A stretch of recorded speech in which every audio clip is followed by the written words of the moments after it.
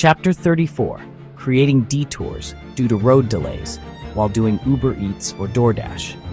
Just about every city or town has a mainline railroad track, often crossing roads that take you into other important areas. And, perhaps far too frequent, is the chance of a train breaking down or stopping, hence blocking you from gaining access to main arterials. This usually happens as the result of mechanical issues or the unfortunate situation of people committing suicide somewhere up the track line. As a result, you may already know it can create frustrating delays when delivering food to people while doing DoorDash or Uber Eats. Here in Salem, Oregon, the above happens far too often, sometimes every 2 weeks or less. It was something I had to deal with various times when needing to deliver food or drinks to someone across town. Yes, it made me wish for flying cars being available now and not just ahead in a speculative future. It's not merely trains blocking your roads either. You're going to encounter frequent construction projects on your local streets, unless your city is broke and has no money to fix those potholes. Add in the possibility of street protesters that are far more prevalent now than ever. They can be worse than halted trains. How do you deal with these road blockages, and what kind of detours can you find to avoid sitting and cussing away in your car? This is not an easy subject to solve, though I do have some answers for you. But it's usually not any help from Google or Apple Maps. Most train breakdowns in my city were freight trains. This was the most unfortunate type of train stoppage because freight trains measure much longer than travel trains like Amtrak. Once in a while, though, an Amtrak train was stopped due to an object or person in the way on the tracks. In that case, it was multiple dozens of travelers being delayed as much as I was. One thing about my local mainline track is that if the train is long enough, it's going to mean every possible passageway to the other side of town becoming blocked. This happened numerous times to me, despite once being lucky enough to find an intersection free. The train moved up just enough to allow traffic to get through more than a mile away. If you encounter a train breakdown, you might be stuck in a traffic jam of other waiting cars, depending on time of day. The worst time is on a weekday while delivering for the lunch hour, although it seemed that the majority of train stalls for me were on weekend afternoons. Regardless, it still caused traffic snarls.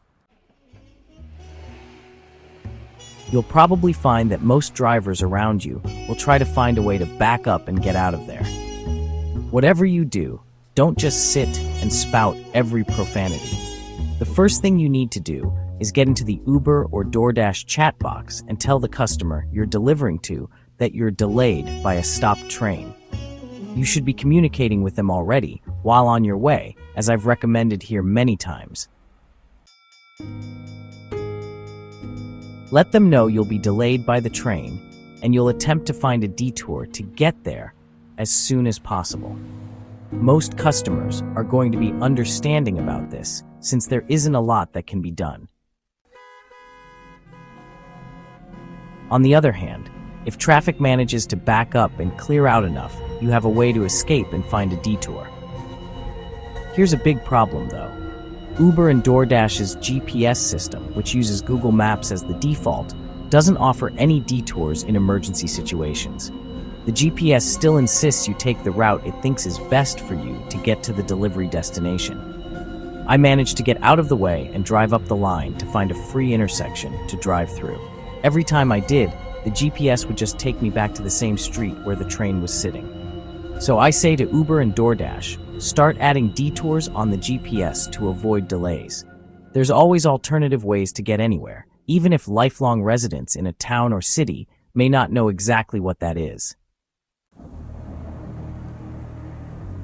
Having lived in my city since birth, I knew a few detours.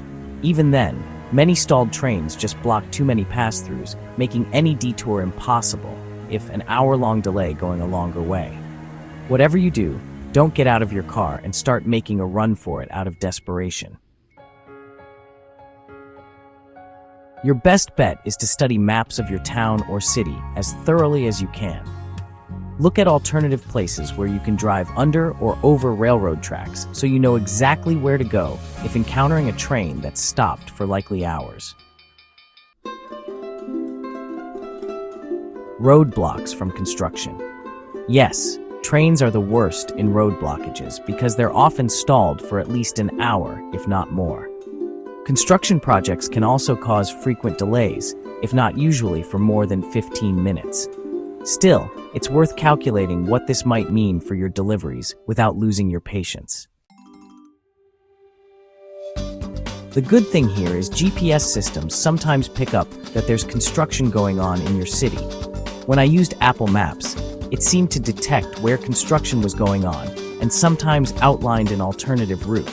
However, this was only for longer roadwork projects and not something unexpected or shorter term.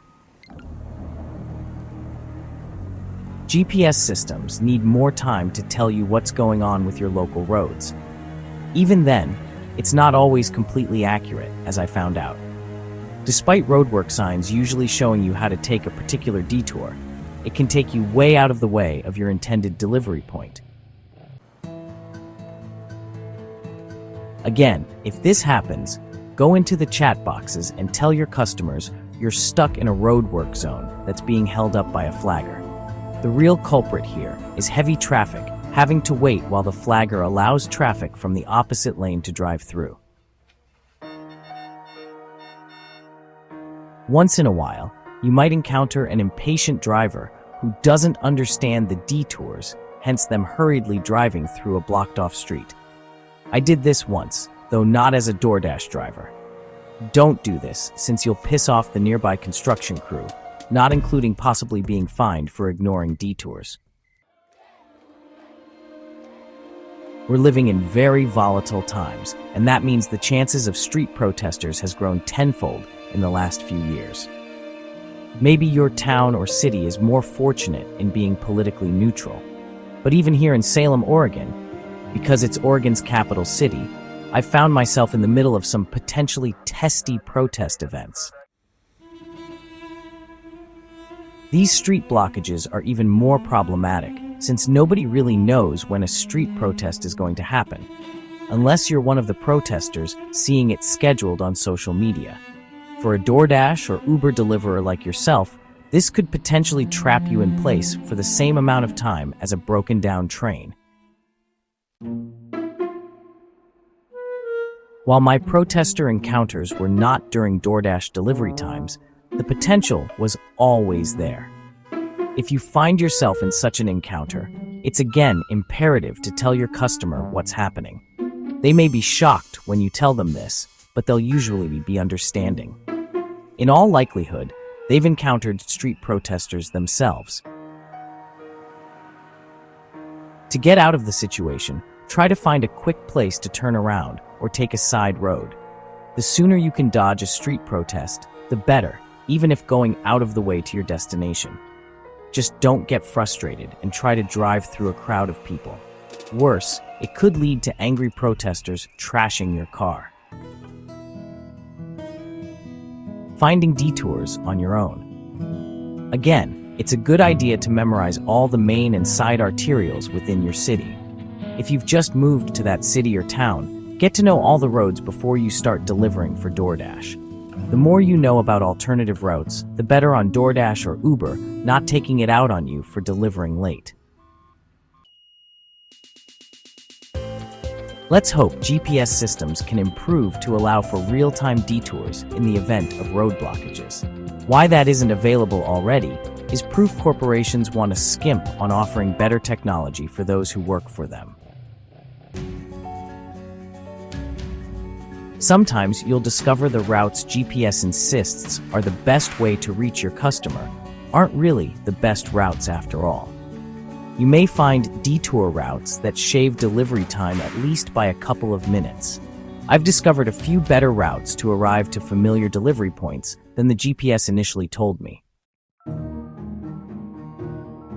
The problem there is DoorDash and Uber say you need to follow the GPS routes provided or face possible deactivation. That's basically forced technological adherence, when said tech doesn't always know better than a human.